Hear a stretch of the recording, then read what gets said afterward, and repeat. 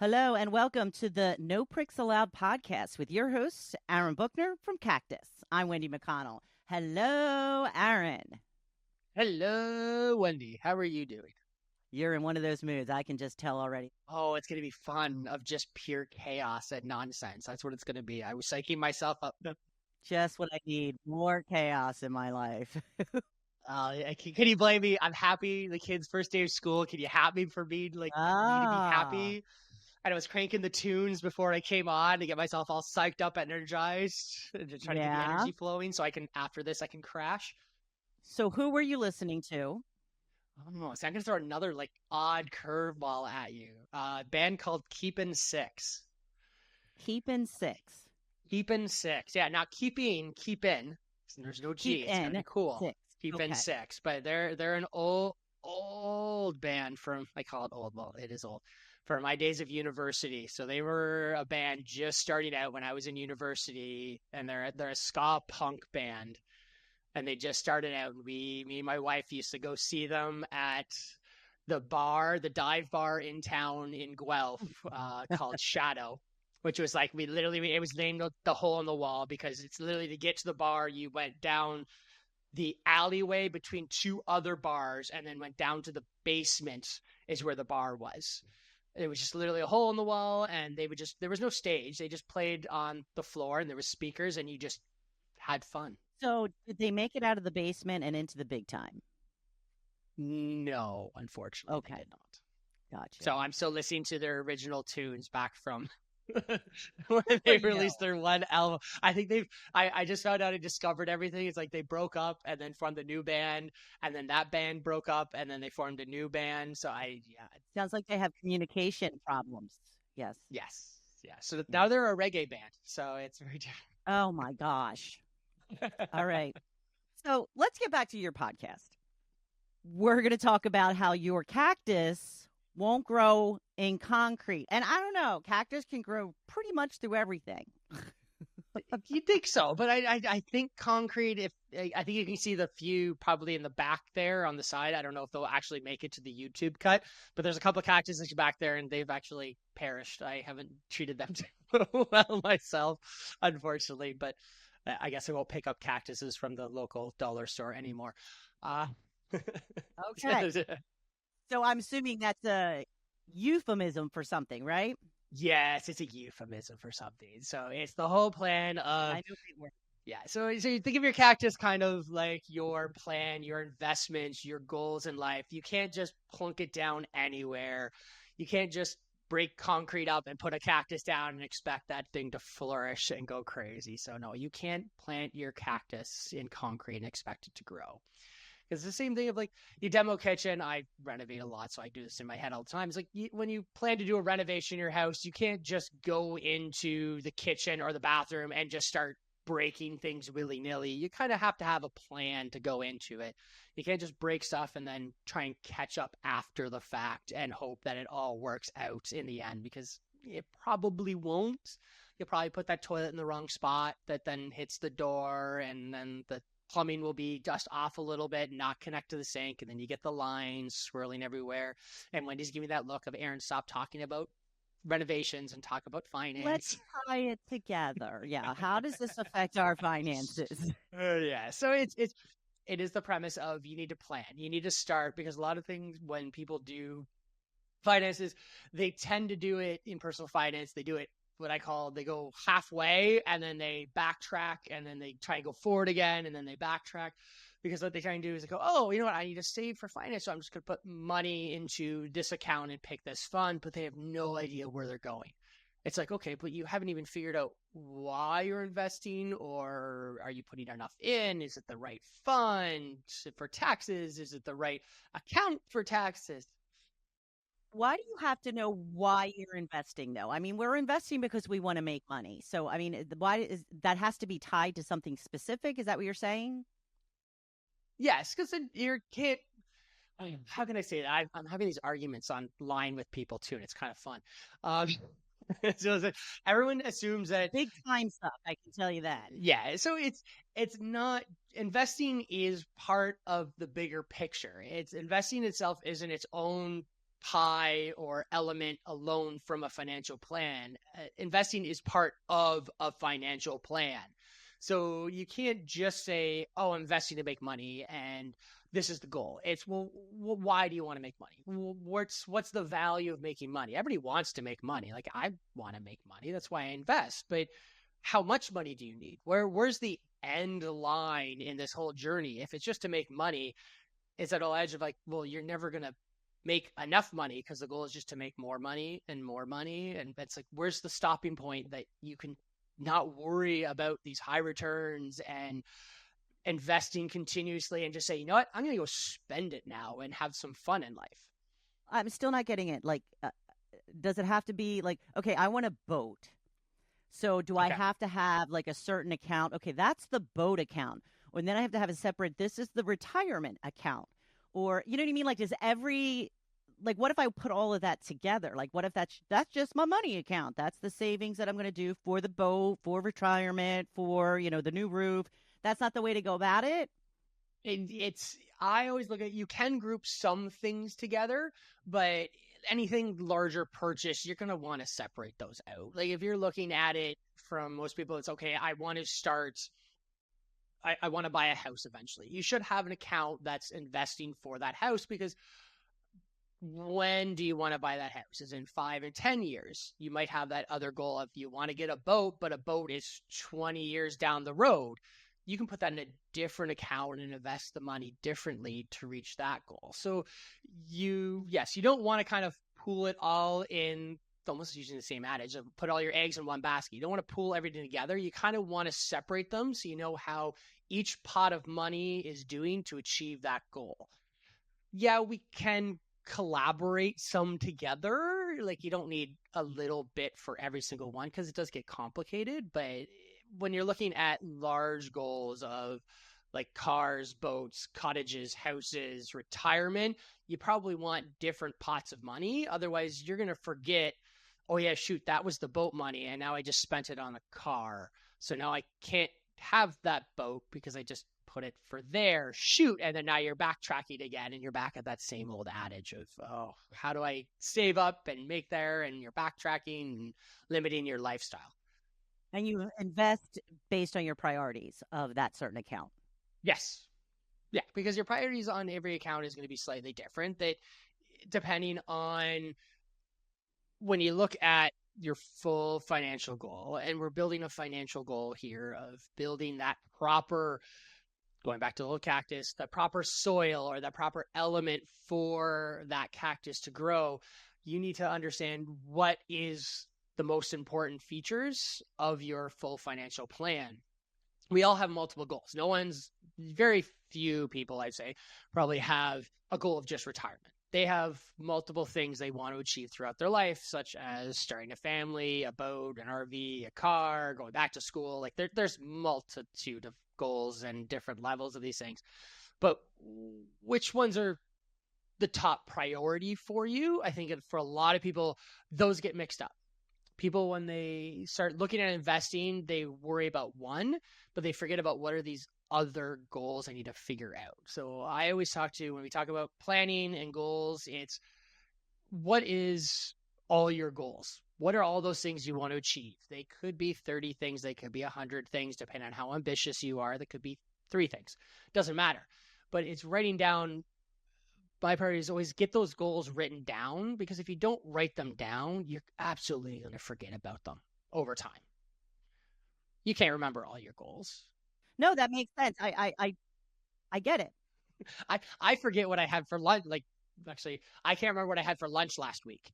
So, like, do you think I'm going to remember every single goal that pops in my head and fancy ideas I have? I'm like, no. So with financial plan, that is, you want to write them down and you want to have them on a sheet of paper that you can stare at constantly to remind yourself what are those goals you want to achieve. But like you said, with priorities, it's not just enough to say, okay, these are my 30 goals. These are what I want to achieve. You need to also prioritize what are the most important goals to you and which ones do you want to achieve first. So is your biggest goal to retire, or would it be to buy a house? Which one is more important to you A is going to boat. be a huge factor in it. A boat. Yeah. So Wendy, a boat. So, but I guess I would say to you, Wendy, is getting a boat more important or all those pickleball outfits?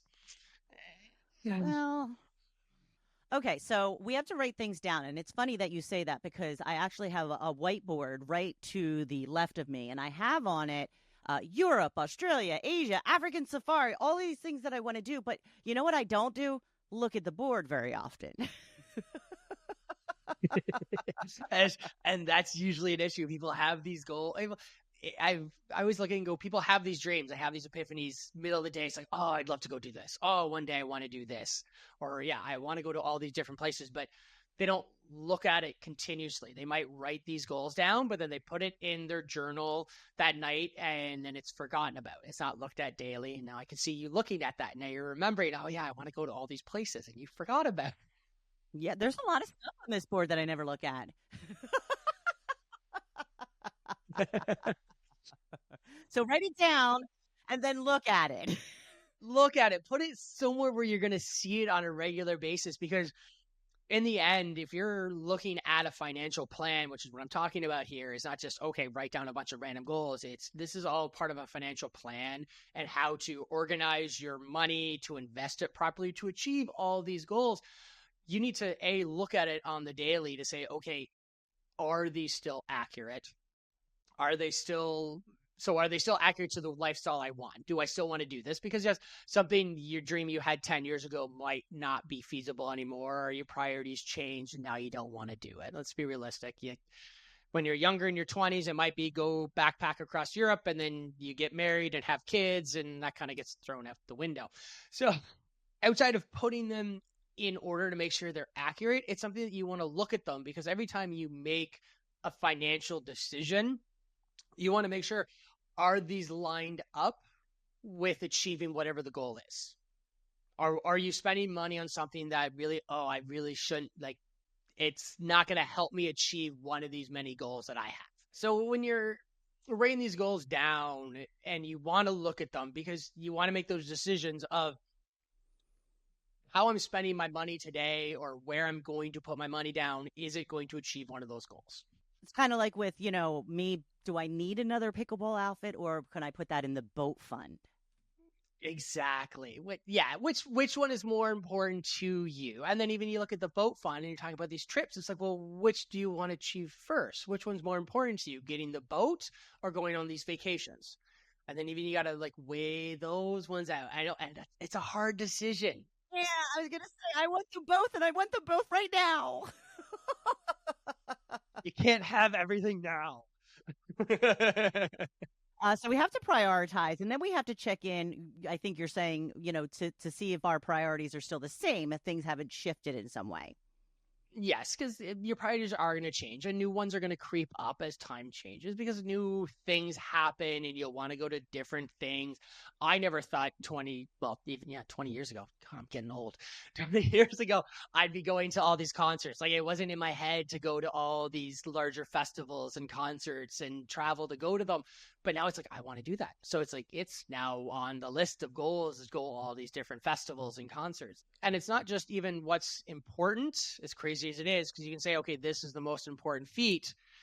For a lot of people, like maybe you're my age of 40, you're thinking, okay, the most important thing is retirement, but then you have these other goals you have to achieve or other things you want to do. Like, okay, I do need to buy a new car eventually, and I want to be able to go on trips regularly. And I want to do some renovations around the house, but it's not just, okay, retirement is maybe my top goal, but I got priorities based on timelines. When do I want to retire, but when do I want to get those renovations done? Because if I keep focusing on retirement, I'm not pushing that renovation goal out further and further and further. So even though retirement's a bigger priority for me, timeline wise, I need to get that renovation done. So this makes it even more complicated in terms of things of trying to structure these, not just on importance, but also timeline too. So just saying I want to be wealthy, that's not going to cut it. No. I think that's what most of us tend to do, though, Aaron. So tell us why that doesn't work. Well, what is wealthy? What is that? To have the money that I want to do whatever I want, whenever I want, you know, all the time. I can have my boat. I can go on all the trips. I can, So is that $5 million or $1 billion? well, I mean, let's just say a billion because I have very high Okay. taste. But then what is everything you want to do all the time? Is everything you want to do all the time is just walk to the corner, like walk down the street and get some frozen yogurt and come back home and watch Netflix? Or is it like jump in your private jet and travel the world? Like, or is it hang out at home What do with you think, Aaron? I think it's go off the grid, build a mud hut in the middle of the wilderness and live off the land. You know me so well. It's the opposite of that. Yeah, I know 100% is the opposite of that. But it's the thing. It's like, well, what is that? Everyone has these different goals of what wealth is. When people say, "Oh, I want to retire," it's well, what's retirement? Like, what is this grand vision of retirement? I think about it like my kids right now. It's like, okay, they're back in school, and they always have those kids of. They don't just ask the kid, "What do you want to be when you grow up?" They also have them sit down and draw the picture. It's not just, oh, I want to be a firefighter when I grow up. It's okay, we'll draw the picture. So that it's them driving the fire truck and driving the big red fire truck and ringing the bell or using the fire hose. It's like all these different things of why they want to be a firefighter is all these things. So even in terms of you need to make those images of what retirement is very vivid. Because some people it is go travel every year or go on cruises 6 months of the year. For other people, it's go to their cottage and fish. And those are two extremely different lifestyles across the board for the two. Yeah, absolutely. Okay, so that we were on to something then when we were kids and we were drawing pictures all the time. Maybe we should get back to that. Draw how we want to see our future and us in it. Yeah. Oh, what is it? The image is it the image board? Is that the other things that were like big where people used to cut out images and put them on the board? I can't remember. I think it was an image board. Vision board. It's a vision. I was close. I had one in 2020 and that year went to crap, so I threw it out. Never did it again. Yeah. Expectations were a little bit too high, Wendy. Is that what it was? Like expectations were a little bit too high. No, I was supposed to go to Europe that year and I couldn't because of COVID. Oh. And now those visions of Europe are on a board off to the side that you forget about all the time. Exactly. So this all wraps together that you need to make the vision board, but then you need to look at it every day. Maybe you should like plaster it to the roof, like to the ceiling over your bed. So when you close your eyes, you look at it every night. No, I'm watching TV. I'm not looking at the ceiling. Okay, the whole point of this, when people think about it, it's like, oh God, it's a lot of work. It is a lot of work ahead of time to figure out what are these plans and prioritizing them and writing them down and being vivid with them. But the importance of it is you don't have those regrets later on. You hear about people, it's like, oh, I shouldn't have done this. Like, I wish I didn't buy the house when I did, or I shouldn't have bought this car when I did. And it's probably because they had these goals in their head and they were just jumbled around, but they never prioritized what was more important to them and the timelines associated to each one. And doing that, much as it takes a long time, and I do these plans for people and we have hour and a half conversations about what do you want to achieve and when to understand people, that legwork ahead of time is going to help you make sure you're putting that money into those right accounts at the right time and the right amounts to make sure you achieve those goals when you want to. How many accounts do we need then? How many accounts do you need? That for every goal. Is that what you're telling me? As bad as it is, I say yes. As complicated as it can be to factor them out, I would, as long as you mentally you can organize them, because some people can't do it, and I get that. But I think the best way would be, yes, you would have different accounts for all these different things. Because if you just jumble them all up, if you say over the next 5 years you want to buy a car, buy a boat, and house renovations, and you throw them all into one account, you then might go buy that boat, but then spend more on a boat than you really wanted to, because as much as you were looking at this prettier one over here, and you have the money in the account, and then now you can't get that now you can't get that car, and now you can't do that renovation. I think a lot of people will just see that pool of money and just like, oh, I'm getting the boat now, I have enough. But what about the other stuff? what about the car? What about the home renovation? Are you possibly making a mistake by spending all that money? So it can help by separating them out into different pools. So then also you're investing the right way based on priority at the same time. Because if you want the car first, but your priority is the car because maybe it's a clunker and it's rusted out and it's going to fall apart, but you have enough money to buy the boat, you might buy the boat and then regret that you should have spent that money on the car because it's all in one pool. Finances are complicated. Everyone says No, it makes sense. it's simple but not easy. That's I think well, and I get that because I think I'm one of those people where you said, it's hard to organize it for me. Like, and I figure I have to make it easier to organize it. Like, I know people who like literally keep track of every dime that they spend. I can't do that. I have tried. I'll start out, I'll do it a few days, maybe a week, and then I'm like, too much work. You know what? But I thought maybe I just have to make it easier for me to keep track. Put something in drawers like right where I sit in the living room so that when I can just write things down. And then maybe at the end of every day, just be like, okay, this one, this one, this one. Because now that the bank accounts are just so, point by point by point, you don't have to keep a checking book anymore. I'm like, well, that's my expense sheet. I know what I'm spending on. You know what I mean? Right? Well, you seem to know where you're spending the money on things.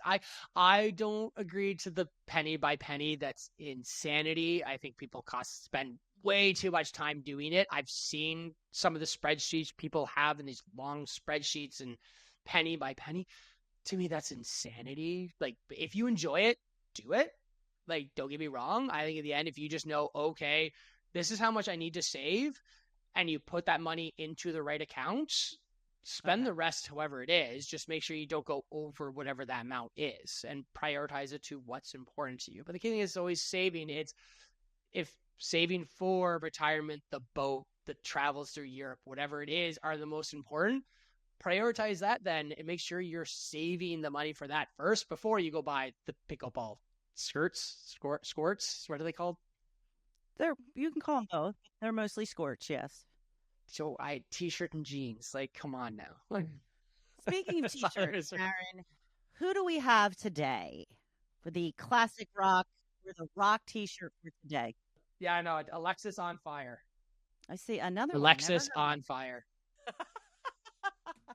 But Dory, I'll probably have another one. I'm going to another concert this weekend, so I'll probably have another new rock shirt this weekend. So and you haven't seen the other one, so I've got two on the docket list. Well, you took the kids to one. How did they like it?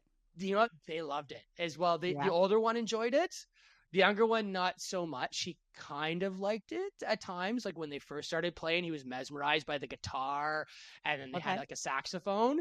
But then he's like, it's too loud, and we had to move away. He didn't like that part. But the older one was having fun. He was right up front watching them the entire time, and he loved it. So I think we might have to be taking them to more concerts now. Yeah, you just got yourself a little extra bill there. Yeah, I know. Now I have to sit back and reprioritize my goals of what's most important to me. Look at this. Somebody else is going to want concert T-shirts for all of their memorabilia. All right. Well, we do. We are good parents. I buy myself the T-shirts, but then we usually bring back a hat or a button for the kids, so they get their buttons that they can put on their backpacks, or they get a new hat. So we do bring them stuff back as well. Okay. All right. So, in order to sum up as we come to a close here, what are the most important points or point to remember, Aaron?